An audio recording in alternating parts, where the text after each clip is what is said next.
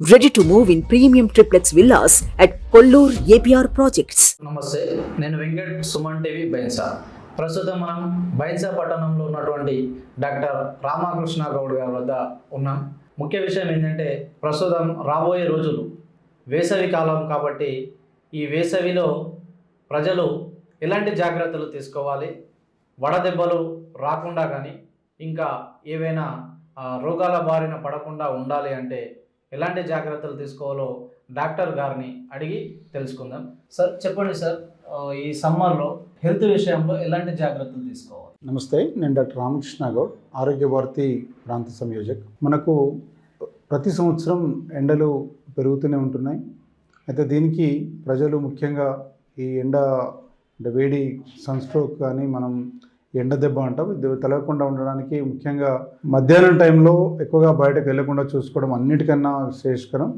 అదేవిధంగా చిన్నపిల్లల విషయానికి వచ్చినట్టయితే వేసవి కాలంలో ఈ వామిటింగ్ మోషన్స్ అని అవుతుంటాయి, అంటే వాంతులు ఉన్న విరేచనలు అవడం అవుతుంది. అప్పుడు మనం వెంటనే శ్రద్ధ తీసుకొని ఓఆర్ఎస్ తాగించడము, సంబంధిత పిల్లల డాక్టర్ చూయించుకోవడం తొందరగా చేయాలి. లేకుంటే మనకు తెలుసు మన శరీరంలో బ్రెయిన్లు కానీ మన వైటల్ ఆర్గన్స్ ఏవైతే ఉన్నాయో బ్రెయిన్ కానీ లంగ్స్ కానీ ఈవెన్ బోన్ కానీ బ్లడ్లో కానీ ఇవన్నీ కూడా వాటర్ కంటెంట్తో నిండి ఉంటాయి.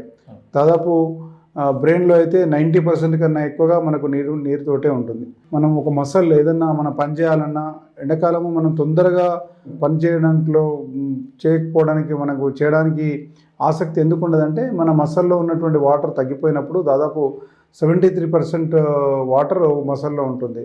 అదే బ్లడ్లో అయితే గుండెకి సంబంధించి 83% ఉంటుంది. బొక్క అంటే మన ఎముకలలో 22% వాటర్ కంటెంట్ ఉంటుంది. మరి ఈ వాటర్ కంటెంట్ డిహైడ్రేషన్ అంటే ఈ ఎండాకాలంలో నీరు తక్కువ తీసుకోవడం వల్ల లేదా ఈ ఎండలో తిరగడం వల్ల ఈ వేడితోటి నీటి శాతం తగ్గిపోవడం వల్ల ఇవన్నీ సమస్యలు డెవలప్ అవుతుంటాయి. కావున ప్రతి ఒక్కరూ 2 నుంచి 3 లీటర్లు, ఒకవేళ మీ గుండె జబ్బులు కానీ ఏదైనా కిడ్నీ జబ్బులు అయినట్టయితే ఒక 3 లీటర్లు తక్కువ కాకుండా నీరు తీసుకునే ప్రయత్నం చేయాలి. ఎందుకంటే మన శరీరం అంతా నీటితో నిండి ఉన్నది. ఈ సమ్మర్లో స్పెషల్గా మనకు దప్పిక అయినా కాకుండా మనం నీళ్లు తీసుకునే ప్రయత్నం చేయాలి. అంటే దప్పిక అయినప్పుడే నీళ్లు తీసుకుంటా అన్నది ఈ సమ్మర్లో మాత్రం అలా మీరు అశ్రద్ధ చేయకూడదు. నీరు సమయానుకూలంగా అవసరాన్ని బట్టి నీరు తీసుకున్నప్పుడే మన శరీరము అవయవాలు కానీ కరెక్ట్గా పనిచేయగలుగుతాయి. ముఖ్యంగా బ్రెయిన్ విషయంలో ఈ మధ్య ఈ డిహైడ్రేషన్ చూడండి, నీరు తక్కువగా ఉండడం వల్ల ముందు బ్రెయిన్ మీద ఎఫెక్ట్ అయ్యి ఈ కొన్ని సందర్భాల్లో బ్రెయిన్ ఫాగ్ అంటారు. బ్రెయిన్ ఫాగ్ అంటే అసలు అన్నీ గుర్తున్నట్టే ఉంటే గుర్తుకు రావు. అదేవిధంగా ఈ మధ్య ఈ డిహైడ్రేషన్ తోటి ప్రభావం బ్రెయిన్ మీద పడి నరాల మీద పడి చాలా మటుకు కేసెస్ మనకు బయటకు వస్తున్నాయి. కావున ప్రతి ఒక్కరూ నీరు తీసుకోవడం అనేది సమ్మర్లో ప్రత్యేక శ్రద్ధ తీసుకోవాలని నేను విజ్ఞప్తి చేస్తున్నాను. అనుకోకుండా ఏదైనా పొలం భూమిలో కానీ పనులు చేసుకునే సమయంలో అనుకోకుండా ఇలాంటి వడదెబ్బ కానీ వేసవి దెబ్బ అనేది తగిలినప్పుడు తక్షణమే తీసుకోవాల్సినటువంటి జాగ్రత్తలు డాక్టర్ అంటే మనకు అందుబాటులో ఉన్నాడు కాబట్టి అప్పుడు ఆ వ్యక్తికి చేయాల్సినటువంటి జాగ్రత్తలు ఏమిటో ఒకసారి వివరించండి. డిహైడ్రేషన్ మనిషిలో ఉన్నటువంటి లవణాలన్నీ తగ్గిపోయినట్టు మనకు పూర్వం నుంచే మనకు ఆరోగ్య శాఖ కానీ మిగతా పెద్దలు కానీ మనకు దీనిపైన అనేకంగా మనకు సూచనలు సలహాలు ఇచ్చున్నారు. అందులో అన్నిటికన్నా ముఖ్యమైనది ఓఆర్ఎస్, ఓరల్ రీహైడ్రేషన్ సొల్యూషన్ ఏదైతే అంటారో అది మనం ఇంటి దగ్గర కూడా చేసుకోవచ్చు. ఒక గ్లాసు నీళ్ళలో చెంచాడు షుగరు, చిటికెడు ఉప్పు వేసి కలిపేసి ఈ వాటర్ ఇచ్చినట్టయితే ఓఆర్ఎస్ ఇచ్చినట్టయితే 90% ఆయనకు రిలీఫ్ పొందుతారు. అందుకే మనం పూర్వీకులు మన ఇంట్లోకి ఎవరైనా రాగానే ఫస్ట్ నిమ్మకాయ షర్బత్ దాపేది. నిమ్మకాయలో విటమిన్ సి ఉంటుంది, దాంట్లో షుగర్ వేసేవాళ్ళు, ఉప్పు వేసేవాళ్ళు కాబట్టి ఓఆర్ఎస్ ఉంటుండే. పూర్వంలో నుంచి కూడా బంధువు ఇంటికి వచ్చినప్పుడు ఈ ఎండాకాలంలో స్పెషల్గా ఓఆర్ఎస్ లాగానే పనిచేసేటువంటి నిమ్మరసాన్ని మనం కూడా ఎక్కువగా తీసుకున్నట్టయితే ఈ వడదెబ్బ నుండి మనం బయటపడవచ్చు. అదేవిధంగా ఈ సమ్మర్లో ఏదైతే వీక్నెస్ జనరల్ బాడీ పైన ఉండే ప్రభావం ఉందో అది దాని నుంచి మనం బయటపడవచ్చు. ఈ వడదెబ్బకు వేసవిలో మనం తట్టుకోవాలంటే కంపల్సరీగా నీటిని ముఖ్యంగా ఎక్కువ మోతాదులో తీసుకుంటేనే మనకు ఈ వేడి బారి నుంచి మనం బయటపడవచ్చు అని చెప్పేసి డాక్టర్ గారు అయితే చెప్తున్నారు.